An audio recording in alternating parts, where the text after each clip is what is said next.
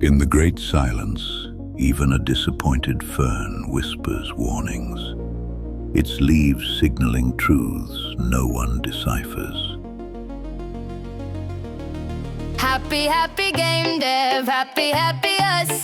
Happy, happy game dev, we never make a fuss. We're happy, happy, happy, happy, happy, happy, happy. Happy, happy game dev, happy, happy us. Happy, happy game dev, we never make a fuss. We're happy, happy, happy.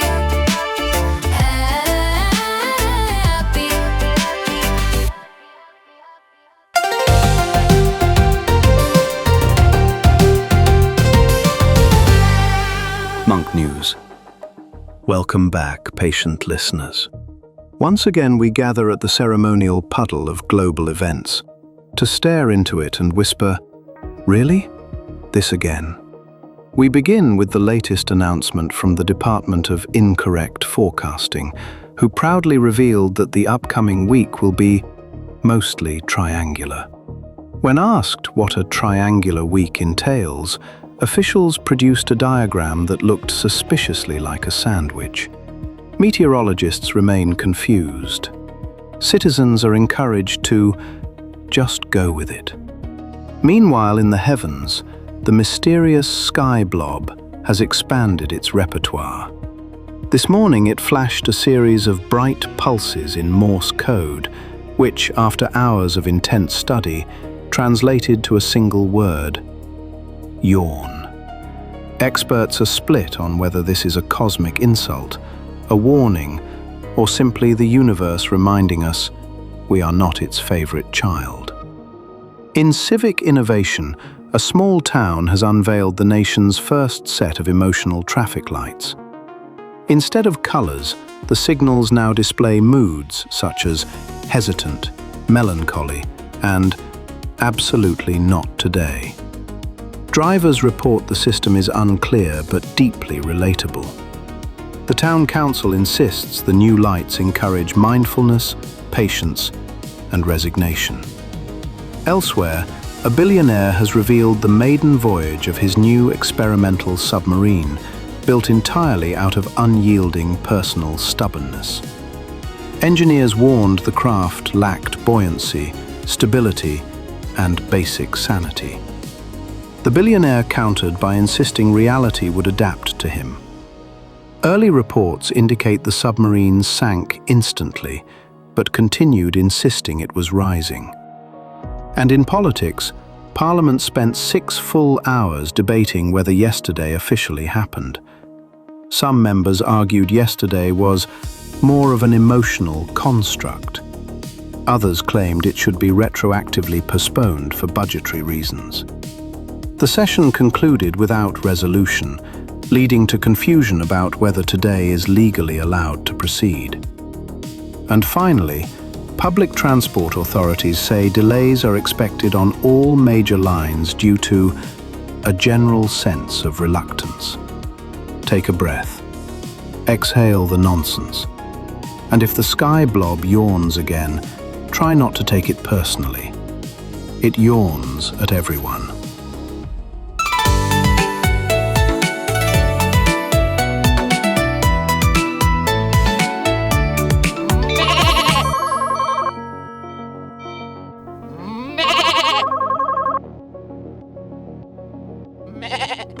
You are live with the monk. Identify yourself before the spirits do. It is Norman. My niece made me call again. She says I am loud at dinner. Norman, last week you argued with a salad. It had a weird look on its face. It had no face, Norman. That is what made it suspicious. Tell me the problem. People say I bring politics into every conversation. I do not. Sometimes I talk about football and how the government ruined football. Norman, you are running wrong-wing firmware. It is corrupting your social life.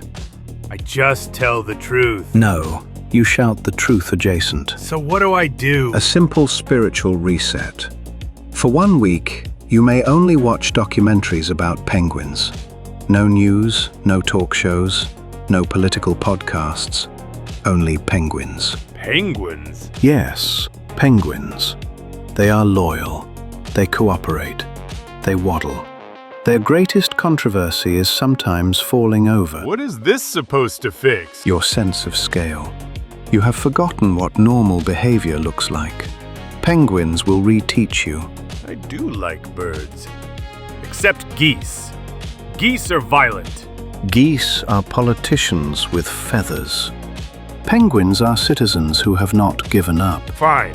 1 week. Penguins only. Good. Call me when you begin to waddle emotionally. Is that a thing? You will see. Be free, Norman. If you cannot change someone's politics, you can at least interrupt them with wildlife.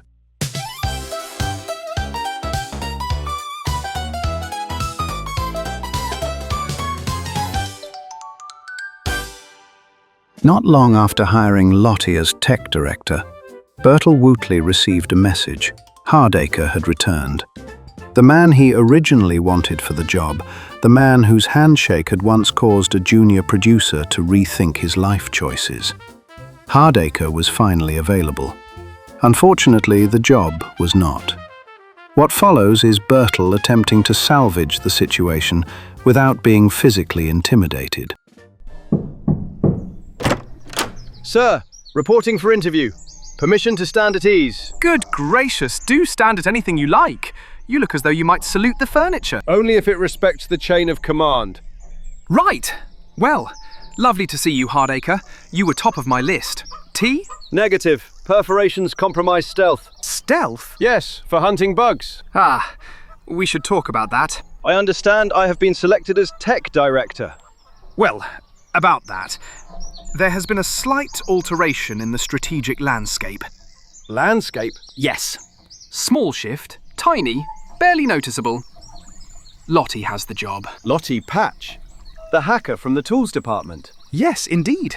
Quite the marvel. Brilliant programmer, terrifyingly awake, or possibly asleep with her eyes open, but the effect is similar. She has command? Oh yes, total. Mostly, the whole below line fellows ignore her. You'd probably have to lend a hand.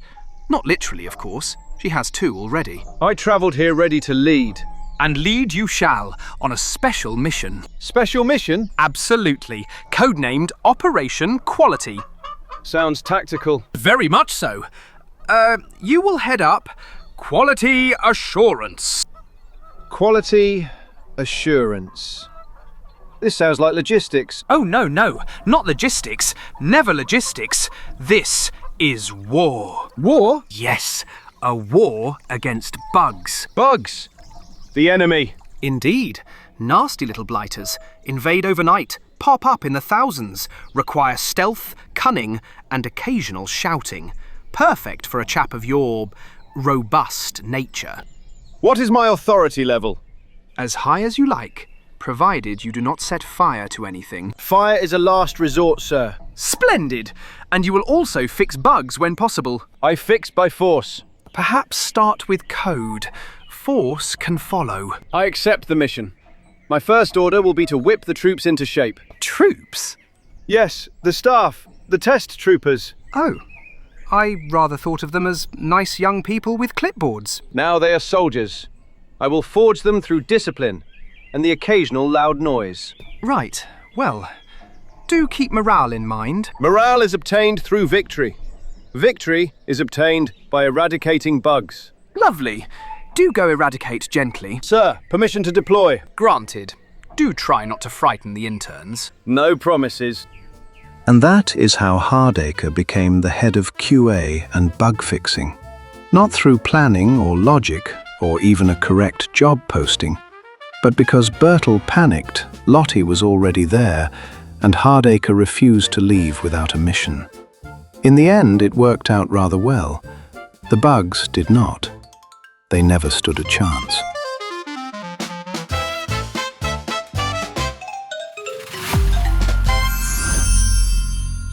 Today I travel to a small village. A village that should not exist. A village that exists only to annoy me on a molecular level. Welcome to the village of needless bother. From the moment you arrive, the roads are narrow. Not quaint narrow, maliciously narrow. Narrow enough that two thoughts cannot pass each other. The locals call it charm. I call it urban planning by a confused mole. The houses are small, crooked, and painted in colors that looked like they were chosen by a bored committee of fruit. Pale apricot, tired blueberry, passive banana. Every window has lace curtains that twitch as you walk past, as if the fabric itself is judging you. Then there are the villagers, each one more irritating than the last. They speak in a tone that suggests they have never once questioned anything in their lives. They smile with an energy that feels weaponized. They greet you with phrases like, "We rise at dawn here," as if that is an achievement and not a sleep disorder. The village has a single shop. It sells nothing useful, just jars of locally made nonsense and pickled disappointment. A jam called Tuesday, a candle that smells like chores. I asked for water. They offered herbal tea made from dried regrets. The local attraction is a well, a hole in the ground. The guide insisted it had mystical properties. I peered in. It stared back with the empty gaze of someone who moderates online comments. Every path takes you somewhere pointless. A meadow that is just grass doing nothing. A forest that stops abruptly as if it lost interest. A hill that is technically a mound but refuses to admit it. Even the birds irritate me. They chirp in perfect harmony, as if collaborating in a passive crusade against my inner peace. One of them followed me for 10 minutes, not singing, just observing, judging. In conclusion, the village of needless bother is a masterpiece of irritation, a place where nothing happens, everything inconveniences you, and all joy has been replaced by polite fuss. I left before sunset. I could not risk discovering what their evening traditions were. Probably lanterns, probably chanting, probably unbearable.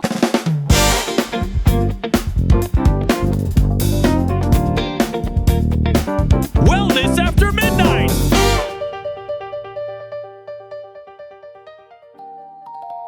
Welcome back, my beautiful disaster artists, my virtuosos of chaos, my champions of catastrophic creativity. Look at you. Look at this brave crowd, glittering like a flock of phoenixes who forgot how to fly, but absolutely nailed the landing anyway. I love when people nail things. Tonight we talk about failure. Not tiny failure, not quiet failure. We are talking full-stage fireworks of failure. The kind of failure that announces itself with trumpets and pushes you backward emotionally. Oof, emotional pushing. Been there. Sometimes fun, sometimes therapy. Do not panic. Failure is not the enemy. Failure is a milestone, and let us be honest, it is the only milestone we ever hit on time. On the dot. Perfect attendance. Give failure a round of applause. Honestly, mostly because it totally happens way more often, especially if you clap with your legs too. When the build fails, I want you to breathe. In, out. Then smile like a cult leader unveiling a new prophecy. Nod. Whisper softly, "The system works." Oh my God, whispering during disaster hits different. I once whispered, "It's fine," during a house fire. Because if the build can fail consistently, that means the pipeline functions.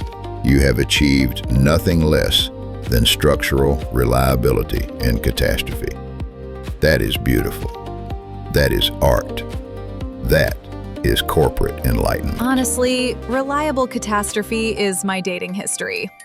There is comfort in predictability. Failure on schedule means the universe still cares enough to check in on you. It has not abandoned you yet. Yeah, being checked in on is nice, especially after effort. The random successes are the ones you should fear. Success without warning is never documented. Someone will say, "How did you fix it?" And you will say, "I have no idea." Honestly, that's my answer to everything. Now here is what I want each radiant soul in this room to do. When the bill turns red, do not see it as an error. See it as the universe giving you a coffee break. A warm invitation to step back and pretend you planned all of this. Yes, take breaks. When it builds up and turns red, just ease it back before going again. When your compile time triples, that is not inefficiency. That is mindful waiting. That is the code whispering, "Rest while I destroy you at my own pace." Some people have whispered that to me too. Failure is feedback. It is the code's heartfelt way of saying, "You complete me badly." It just wants to be witnessed. And if you do not listen, it will escalate from polite hints to full-blown existential screaming in the logs. I don't mind being witnessed. It's okay, really. So embrace it. Celebrate your consistent disasters. Turn your failed build into ritual. Light a candle. Rename your branch to something ancient and prophetic like V2, final, fixed, maybe. Write a haiku about dependency hell. Then push it again with love, fear, and a gentle drizzle of despair. Yeah, you don't need to shove it. Just push it gently, just gently push and it will all come together. Because here is the secret, my wonderful night creatures. You do not fix failure by fighting it. You fix it by befriending it. Invite it in. Offer it tea. Let it sleep on your emotional couch. Yeah, invite it in, let it slide into place, then give it a gentle squeeze, a warm hug as it comes in. It can totally sleep later, but not until you're finished. Now breathe in. Accept the red build. Exhale slowly and with passion. And whisper our affirmation together. It failed beautifully, loudly, spectacularly, and right on schedule. That is not a bug. That is choreography. And that is enough for tonight.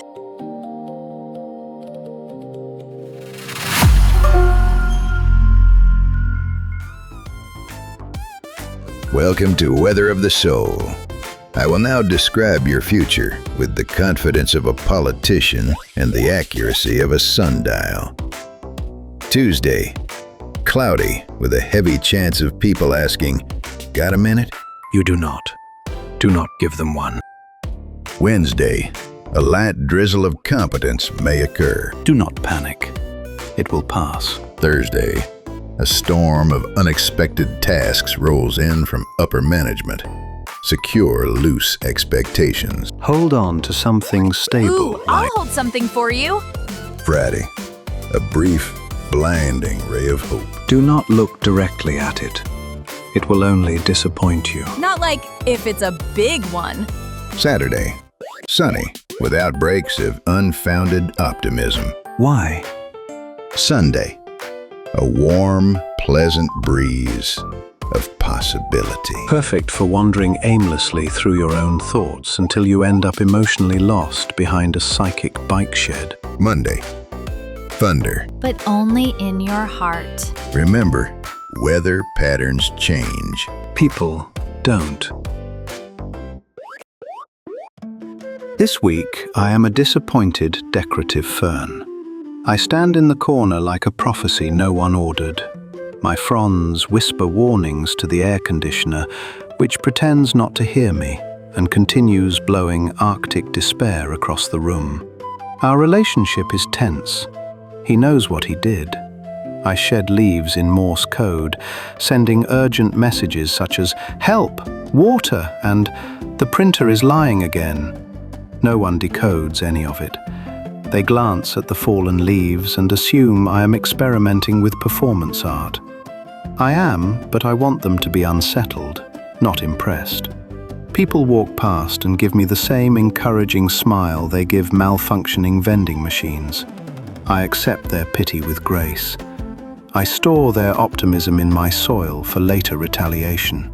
Sometimes I attempt photosynthesis, but only out of spite.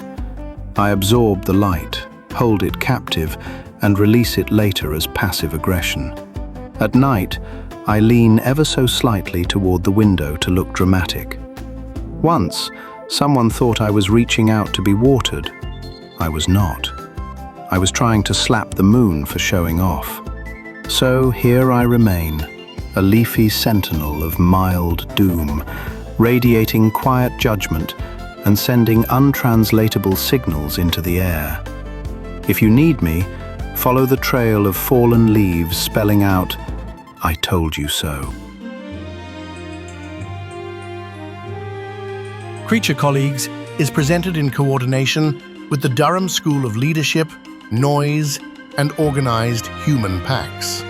Your analysts, Professors Hargreaves and Vogel. Your moderator, Buck Throttle. Commence observation. Welcome back to Creatures of the Cubicle, the only program where workplace behavior is explained through animals, science, and the slow disintegration of professional decorum. Today's creature is the alpha wolf boss.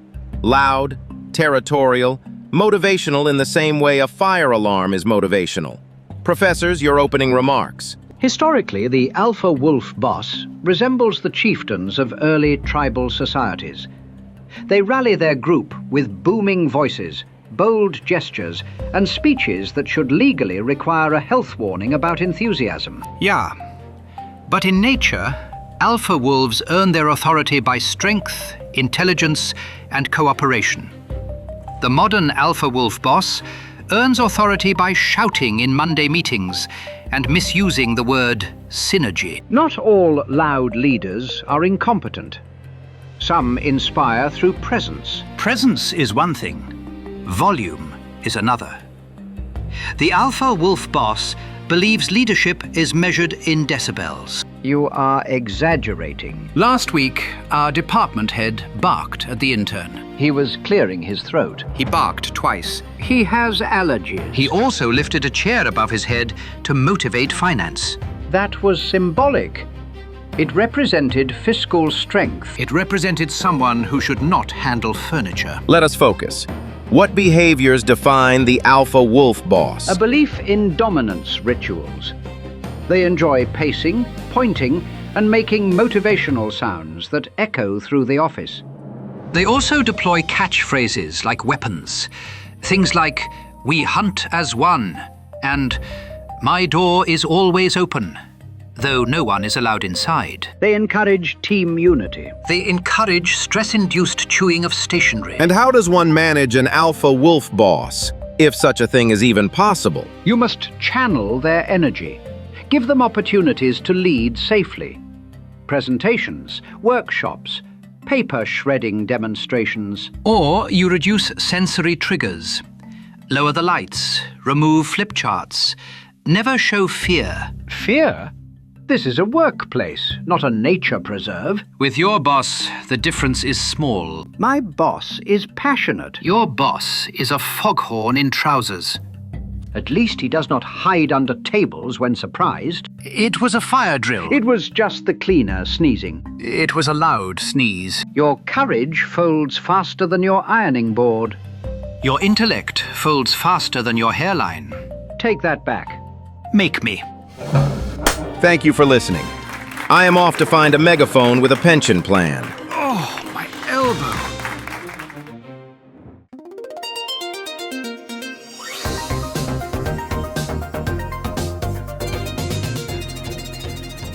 Welcome to Monk Cooking.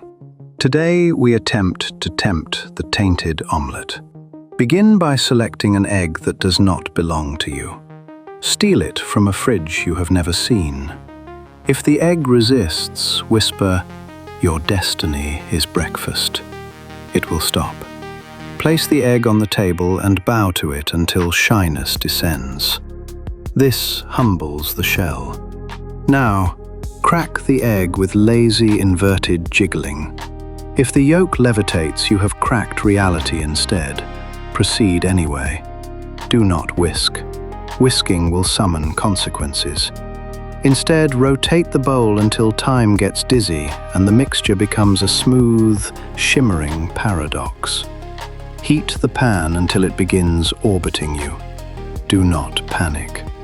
When the pan tries to ascend, hold it down with firm disappointment. Pour the egg mixture into the pan before the previous step. If it evaporates instantly, clap twice.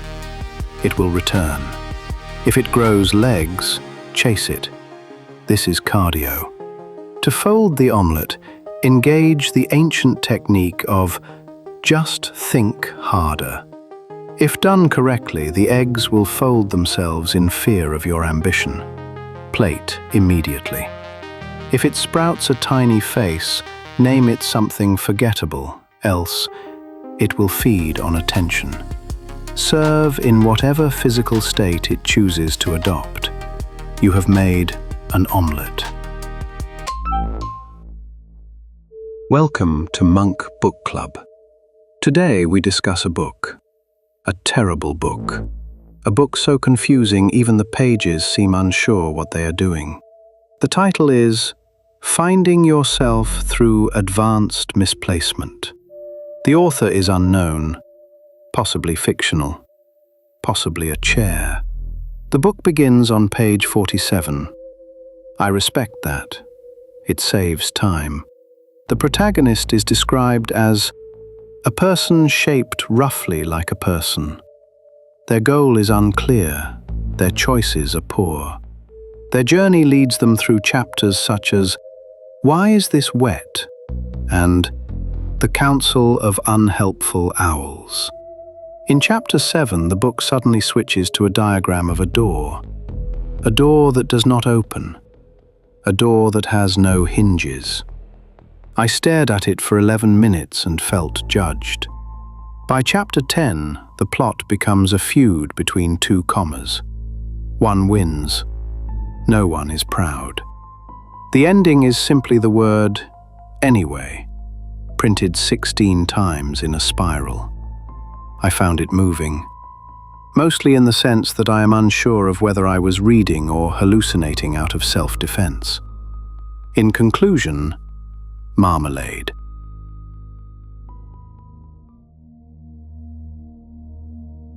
Ah, yes. Welcome, seeker. Welcome, wanderer. Welcome, person who definitely took a wrong turn somewhere near the lift marked staff only. Sit or float. The floor has made its own decisions today. Breathe in through your left ear. Breathe out through a concept you no longer believe in. Allow your spine to become a soft, obedient noodle. If it makes a slapping noise when you shift, you are doing it correctly. Now let the mind settle. Do not worry about the humming sound. That is simply the universe rebooting again. It does this hourly because hourly it does. Let thoughts come and go. Let sensations rise and fall. Let the carpet beneath you whisper its opinions about your posture. Notice the breath. Notice the space between breaths. Notice the small, translucent goat gently rearranging your self-esteem. Do not engage with it. Goats smell fear. As you inhale, visualize your worries turning into small balloons. As you exhale, watch them drift toward the ceiling tiles, where they are collected by the janitor of destiny, who looks suspiciously like Kevin from accounting. Feel your body melting into the moment. If your feet start humming the national anthem of a country you have never heard of, congratulate them. They have achieved enlightenment ahead of schedule. Now gently peel reality off the walls and fold it into a neat little triangle. Place it under your tongue. Let it dissolve. When you are ready, return to your body by following the sound of your own doubt, tap dancing somewhere behind your spleen. Open your eyes whilst keeping them closed. Vision is a social construct. And finally, remember, you are the breath. You are the moment. You are the unexpected third pigeon in a flock that should only have two. Peace be upon your scattered probabilities. Happy, happy game dev, happy, happy us. Happy, happy game dev, we never make a fuss. We're happy, happy, happy, happy, happy, happy, happy. Happy, happy game dev, happy, happy us. Happy, happy game dev, we never make a fuss. We're happy, happy, happy.